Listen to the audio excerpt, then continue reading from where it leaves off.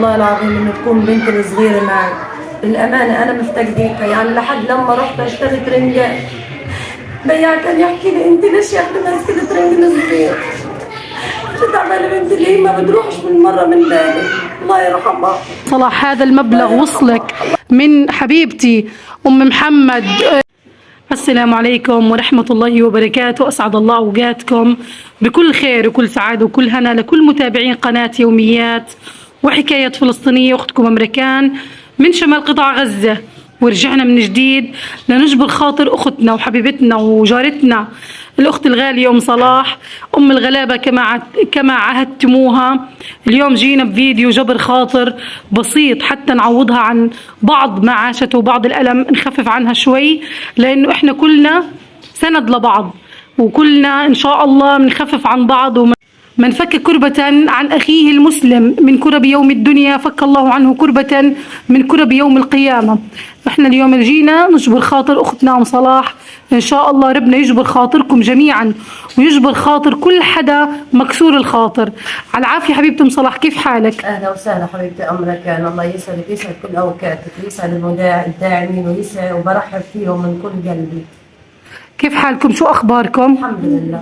الحمد لله. كيف الوضع؟ كيف اليومين الصعبين اللي مروا على كل أنحاء قطاع غزة، اليومين اللي كان فيهم منخفض، كيف عشتوهم في خان يونس؟ والله عشناهم يعني صراحة يومين صعبين كثير كثير من حياتنا برغم الصعاب اللي احنا بنعيشه.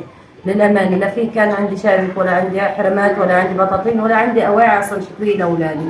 وابني طبعا الأعصاب عنده فوق ما هو تعبان وأعصابه تعبانة تعب بزيادة، وربنا من عنده هيك اطلع عنا والحمد لله.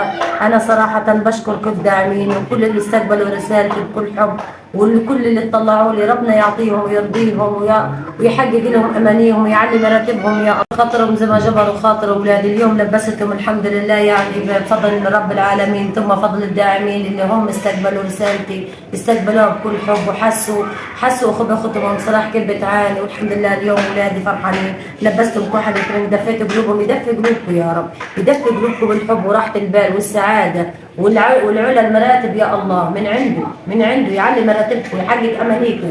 كل واحد سامع الفيديو تبعي إلهي يا الله تجبر خاطر كل من جبر خاطري، إلهي يا الله تعلي مراتب كل واحد على مرتبتي. الحمد لله اليوم قدرت إني ألبي إشي بسيط.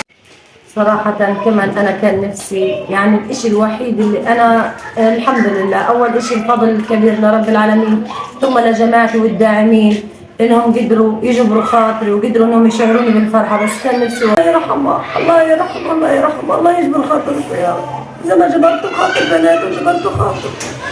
صراحه هذا الوجع في قلبي انا مش قادره انساه اصلا. بتمنى هيك فرحه من عند رب العالمين تسند قلبي يا رب وتشفي لي ابني يا رب.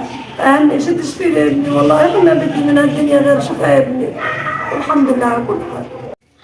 حبيبتي أم صلاح ربنا يعينك على هذا الوضع السيء اللي انتم فيه، وطبعا هذا الوضع على كل أبناء قطاع غزة والبرد، وشفتوا الغرق الخيام والوضع سيء على الكل، لكن ربنا إن شاء الله يحميكم ويفرج عنا وعنكم يا رب. لكن أنا في هذا اليوم وفي هذا الفيديو حبيت أجبر خاطركم بدعم بسيط من عائلة أختي أم محمد من سلطنة عمان. الله يسعدك يا رب يا حبيبتي يا أم محمد، أمانتك وصلت لأختنا الغالية أم صلاح، إن شاء الله في ميزان حسناتك وحسنات كل الداعمين.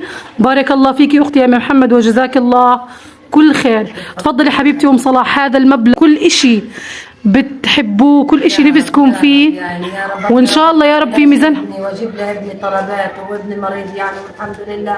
الله يجبر خاطرك يا ام محمد، والله بدي تدعموني كمان.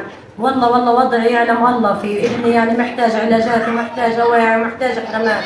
انا كل شيء عندي راح والحمد لله الحمد لله. الله يكثر منك يا ام محمد، الله يجعل في ميزان حسناتك، يعوضك 10 اضعاف اضعافه يا رب. زي ما انت جبرتي خاطري يجبر خاطرك يا ام محمد، يا رب يريح لك بالك، يخلي لك اولادك، يحفظ لك اياهم من كل سوء ومن كل ضرر ومن كل مرض يا ان شاء الله. حبيبتي لاختي يا ام محمد ولكل الداعمين ان شاء الله يا رب تقدري تسعدي بناتك وابنائك وابنك المصاب ان شاء الله يا رب، تقدروا تجبروا خاطرهم وخاطر هالاطفال وتعوضيهم شويه عن النقص اللي بيعيشوه.